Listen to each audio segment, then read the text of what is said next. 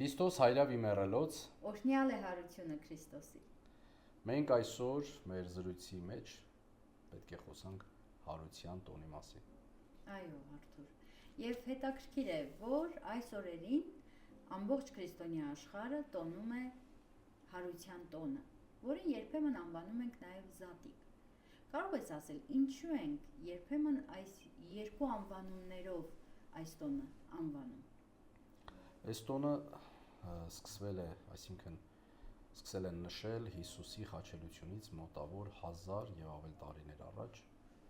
երբ որ Աստված Իսրայելի ժողովրդին գերությունից ազատեց։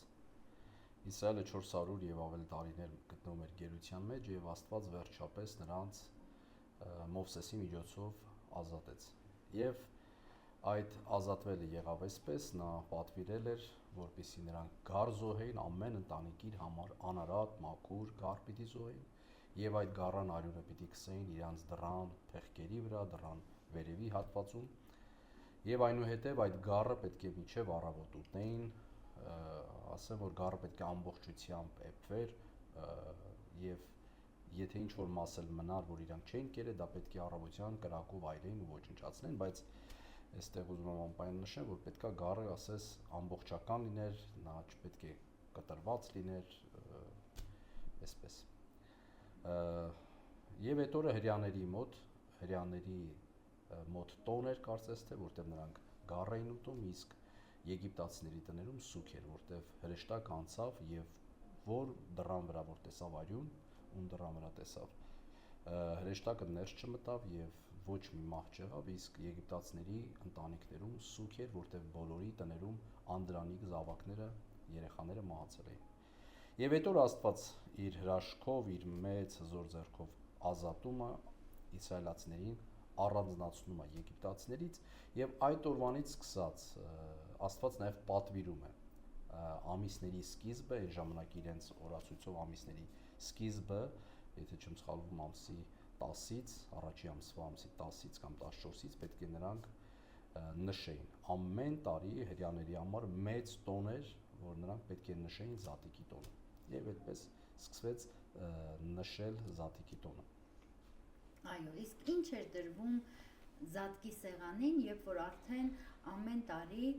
իսրայելացիները նշում էին այդ տոնը։ Զատիկի սեղանը ինքը շատ պարզ եւ սովորական մի սեղան էր, բայց ինքը ամբողջությամբ խորհուրդ ուներ իր մեջ, խորհուրդներ ուներ։ Նրանք իրանց սեղանի վրա դնում էին կանանչեղեն էին դնում իրանց սեղանի վրա, աղով տենց աղի ջուր էին դնում, որտեվ այդ կանանչին թաթախում էին այդ աղի ջրի մեջ, ի նշան իրենց թափած արցունքների, որ նրանք ունեցել են այդ օրերը, նաեւ դառը համեմունքներ կար, կծու եւ դառը համեմունք կար սեղանին, դա նույնպես ուտում էին իրենց դառ օրերը հիշելու համար, իրենց անցկացրած տարիները Եգիպտոսում։ Սեղանի նաև կար դրված ոսկոր, գառան ոսկոր էր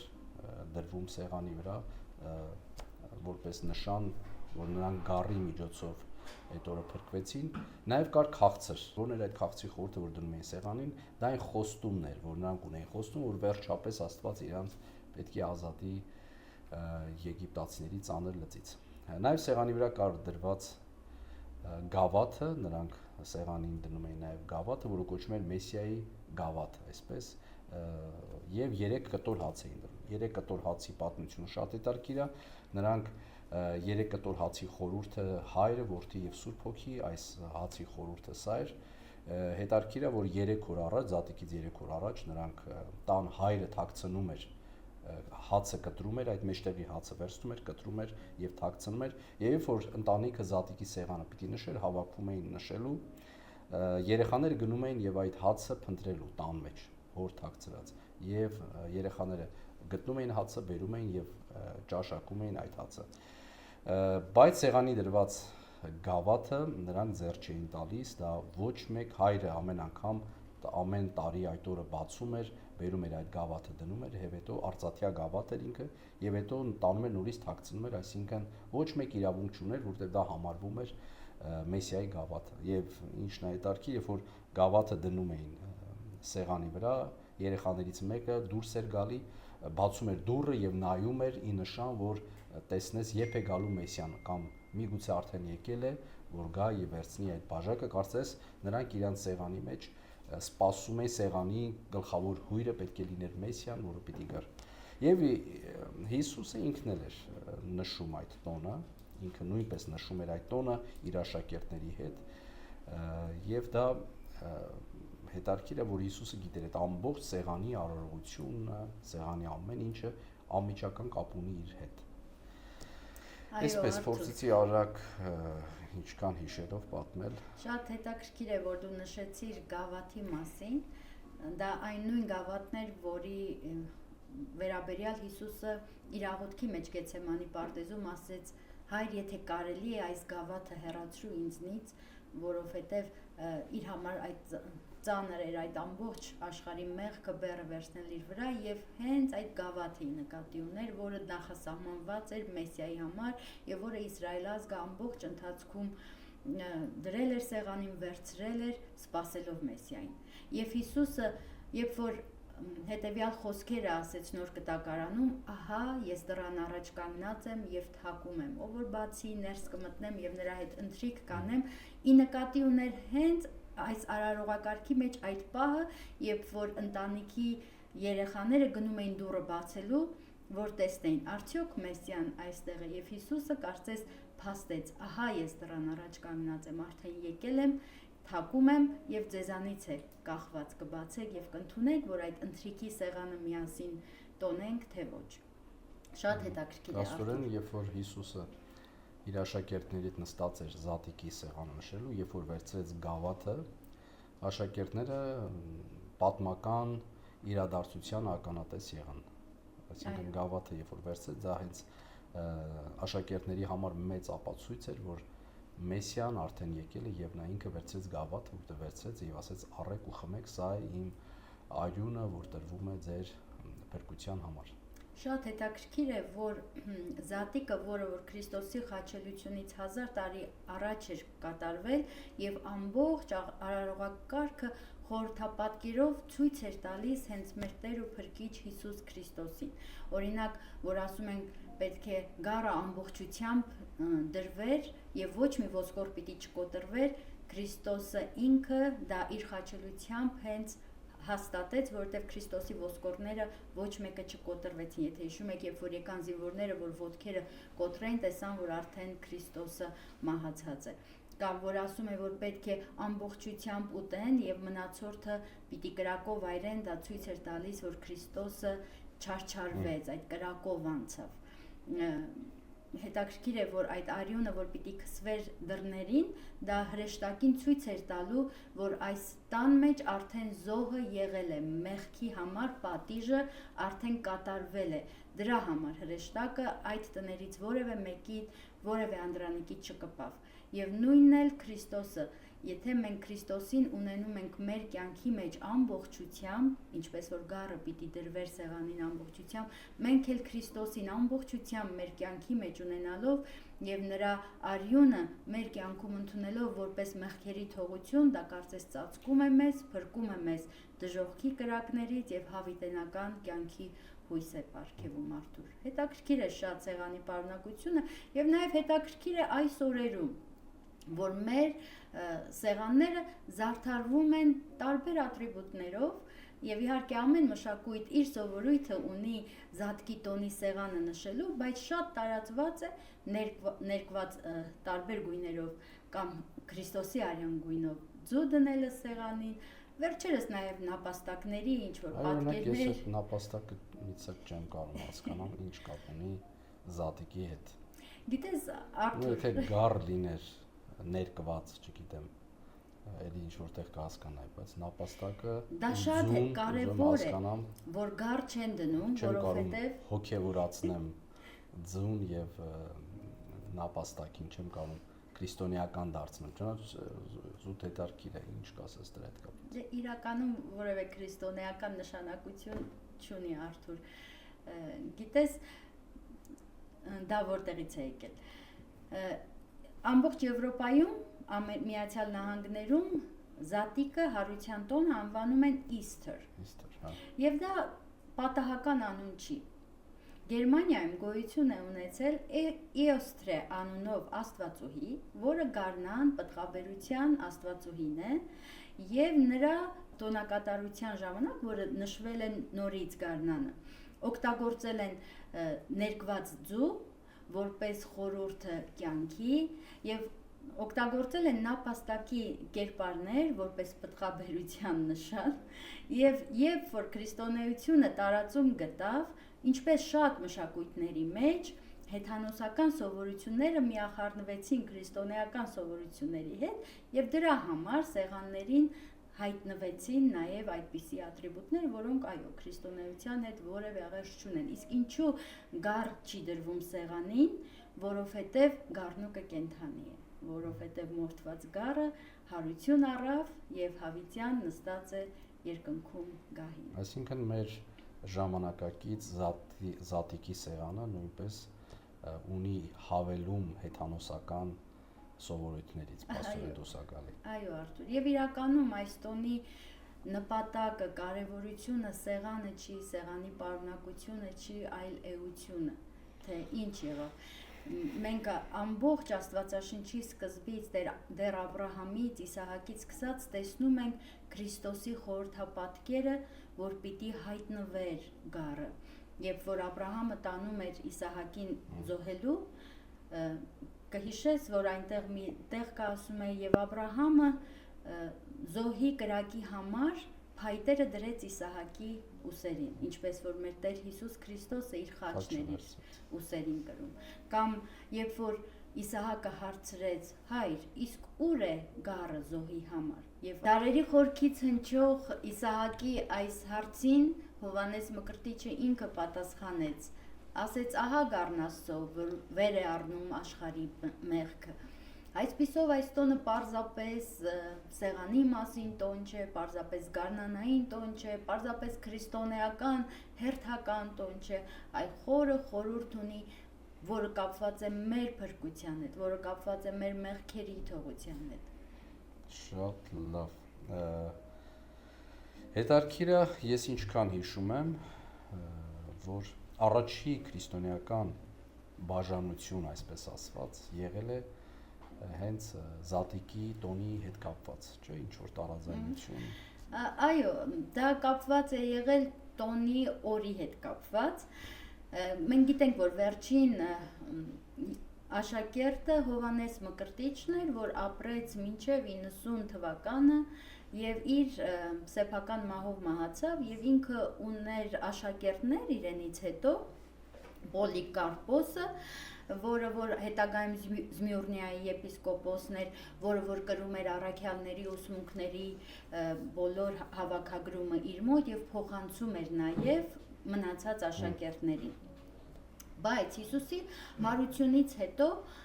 այսպիսի մի հարց էր արդեն եկեղեցիներում տարածված։ Հիմա երբ պետք է զատիկը նշել, որովհետև Ղևտացիների 23-րդ գլխում Աստված պատվիրում է Իսրայել ազգին, որ իրենց օրացույցի համաձայն ամեն տարվա առաջին ամսվա 14-ին պիտի նշվի։ Բայց արդեն 150 թվականից սկսած այսպիսի մտորումներ ու հարցեր էր քննարկվում եկեղեցիներում, որ պետք է հարությունը կամ զատիկը արդեն նշել Կիրակի օրը, այդ Մեկշաբթի օրը, երբ որ Քրիստոսը հարություն առավ։ Եվ սա այն հարցն էր, որի շուրջ անդադ հակասություններ էին ունենում տարբեր տարածքի եկեղեցիները, հատկապես Ասիայի եկեղեցին։ Ընդամենը օրվա հետ կապված էր տարաձայնությունը, թե որ օրը նշվի։ Այո, հետաքրքիր է, որ դա ոչ միայն տարաձայնության հարց մնաց, այլ նաև բաժանման հարց դարձավ եկեղեցիների միջև, այսինքն Հռոմի, Աֆրիկայի, Եգիպտոսի այդ տարածաշրջանի եկեղեցիները բաժանվեցին Միջին Ասիայի, ներկայիս Թուրքիայի, Հունաստանի տարածքի եկեղեցիներից այս հարցի շուրջ։ 325 թվականին Կոստանդինը հրավիրեց Նիկիայի ժողովը, որտեղ բոլոր տարածքներից եպիսկոպոսները հավաքված էին եւ այս հարցը քննարկեցին եւ որոշեցին, որ այսուհետեւ զատիկը կամ հարության տոնը պիտի նշվի այդ ժամանակահատվածին համընկնող կիրակի օրը։ Գիտես ինչն է հետաքրքիր Արթուր, որ այս բաժանումը ճիշտ է եղավ ընդամենը ինչ որ մի օրվա հետ կապված, ինչ որ մի ոչ կարևոր, ոչ փրկության հետ կարևոր հարցի հետ կապված։ Պատմության մեջ միշտ էլ քրիստոնեական մեծ խնդիրները ծագել են փոքր խնդիրների պատճառով կամ փոքր տարաձայնությունների պատճառով։ Այո։ Բայց գիտես բոլոր եպիսկոպոսներն էին հավաքվել այս հարցը քննարկելու, այսինքն այս հարցը խնդիր չեղավ, որպեսզի չհավաքվեն միասին եպիսկոպոսները, նրանք հավաքվեցին, այս հարցը քննարկեցին եւ հարցին լուծում տվեցին։ Եվ որն էր լուծումը։ Եվ գիտես այսօր էլ կան եկեղեցիներ, այդպես էլ լուծում չգտնվեց, որովհետև այսօր էլ կան եկեղեցիներ, ովքեր նշում են Քրիստոսի օրը հենց իրենց այդ օրացույցի համապատասխան ամսի 14-ին եւ պարտադիր չի որ դա կիրակի լինի եւ կան եկեղեցիներ, որոնք նշում են կիրակի օրը որպես Քրիստոսի հարության օր։ Եվ ինչն է հետաքրքիր, որ անկախ այս տարաձայնությունից միևնույն է Քրիստոսի եկեղեցին շարունակեց աճել, տարածվել եւ հասնել մեր օրերը եւ այդ երկու եկեղեցիներում էլ այսօր մարդիկ շարունակում են Քրիստոս գտնել եւ փրկվել։ Կարևորը ոչ թե որ օրը նշել, այլ կարևորը նշելն է եւ հասկանալ տոնի իմաստն ու խորհուրդը։ Այո։ Դա չէ օրը այդքան այստեղ էական չի։ Այո, կարևորը հիշատակն է, որ հիշենք Քրիստոսի կատարած գործը, որը սկիզբ դրեց մեր փրկությանը։ Այսինքն մի պաուզում անդրադառնանք այս հարցին զատիկը եւ Քրիստոսի խաչն ու հարությունը, այսինքն այն զատիկը, որ հрьяաները նշում էին 1000 տարի առաջ, խաչելությունից առաջ, Հիսուսի խաչն ու հարությունը նույնպես տեղի ունեցավ հենց զատիկի օրերին, այսինքն այն ինչ որ հрьяաները 1000 տարի նշում էին, խորհուրդը Հիսուսը եկավ եւ խորհուրդը փաստորեն դարձրեց իրականություն։ Նա կենթանություն տվեց այն փոխաբերական իմաստով արված խորհրդին, եկավ եւ իրական կարծես խորհուրդը փոխանցեց իրականությունը։ Այո, շատ հետաքրքիր է, որ այն ինչ որ Աստված ծրագրել էր դարերի սկզբից տարբեր խորհրդապատկերներով ներկայացնելով իրականություն դարձավ հենց Քրիստոսի խաչելությամբ, գերեզման դրվելով, հարությամբ եւ հետո նաեւ համբարձումով։ Գիտես, մենք նշում ենք Ծաղկազարդի օրը, դա այն օրն է, երբ որ ընտրվում էր անարատ գառնուկը եւ քահանայապետը այդ գառնուկը ձեռքին քայլում էր այո, դեպ Երուսաղեմի փողոցով եւ բոլորը ողջունում էին այդ գառնուկին, այն արմավենիների ճյուղերը ձեռքերին եւ երբ որ Քրիստոսն էր արդեն մտնում Երուսաղեմ ավանակի վրա նստած եւ նորից ողջունում էին։ Դա հենց այդ Ծաղկազարդի օրն է, այսինքն այդ խորհրդապատկերները եղել են կամ երբ որ ընտրվում էր գառնուկը, հետո տանում էին ուսումնասիրելու, որտեղ պիտի գառնուկը անարատ լիներ մինչև զոհաբերվելը, ինչպես որ Քրիստոսը տարվեց քահանաների առջև, որտեղ նրան արդեն քննեցին, չէ, եւ անարդարացիորեն մեղադրեցին, դա էլ այդ պատկերն էր։ Երբ որ Քրիստոսը խաչվեց եւ գերեզման դրվեց, դա այդ անթթխմոր հացի խորհուրդն էր, որ Տերը պատվիրեց իսրայելացիներին, որ ձեր հետ պիտի վերցնեք այդ անթթխմոր հացը, կարծես Քրիստոսն էլ ինքը առանձնացավ, վերցվեց ինչ որ մի ընթացք այս երկրից։ Շատ հետաքրքիր է։ Շատ հետաքրքիր մեծ թեմա է սա, ափսոս որ մենք մեր զրույցի ընթացքում ժամանակի առումով չենք կարող ամբողջությամբ անդրադառնալ, որտեղ մի ամբողջ պատմություն քրիստոնեական հարության տոնի մեջ կա։ Այո, եւ գիտես, կարեւոր էլ չի շատ խոսել, կարեւոր էլ չի սեղաններ ու դրա պարունակությունը նշել, այլ կարեւոր է հիշել Քրիստոսի կատարածը, որ մարդը ինչքան էլ մեղավոր լինի, ինչքան էլ բեռնավորված լինի, ինչքան էլ անհնարին թվա իր փրկությունը, Քրիստոսը հենց այն անարատ գառնուկն է, որի միջոցով հավիտենական կյանքը հասանելի դարձավ մեզ։ Եվ եթե մենք ուզում ենք հավիտենական կյանք ապրել Քրիստոսի հետ, մեզ ընդամենը պետք է ընդունել Հիսուս Քրիստոսին մեր կյանքում որպես Տեր ու Փրկիչ, մեր Աստված, կենդանի Աստվածը։ Շատ լավ, կարծում եմ ոչ ամբողջությամբ, բայց որոշակի մասամբ կարողացանք զրուցել Զատիկի եւ Հարության տոնի հետ կապված, բայց մենք դեռ կշարունակենք հետաքրքիր թեմաներ, աստվածաշնչյան, հետաքրքիր պատմություններ ուսումնասիրել, դեպքեր ուսումնասիրել միասին մեր զրույցների ընթացքում։ Աստված օրհնի բոլորիդ։ Աստված օրհնի ձեզ, կհանդիպենք։